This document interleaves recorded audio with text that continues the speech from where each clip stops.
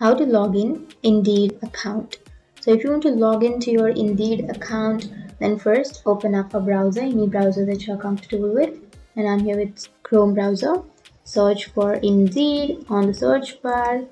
And here you will have www.indeed.com. Click on that. And here go for sign in, which is on the upper right. And now you need to enter your email address on this first blank. So enter that email address. And here you need to click on continue with Google if you want to continue with your Google account, or you can also go for your email address. So you can simply enter your email address and then click on continue. And here it says that if you have created your account with your Google, then you can simply click on continue with Google, or you can sign in with login code instead of that. So if you click on sign in with login code, then it will give you the login code to your email address so that you can enter that code here and you will be logged into your account.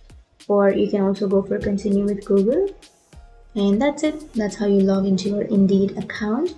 And now you can go for review job preferences and you can review them. You can enter your city, you can enter your information, and then you can simply click on continue. So that's how you log into your Indeed account. And if you have any questions, feel free to comment below. Thanks for watching.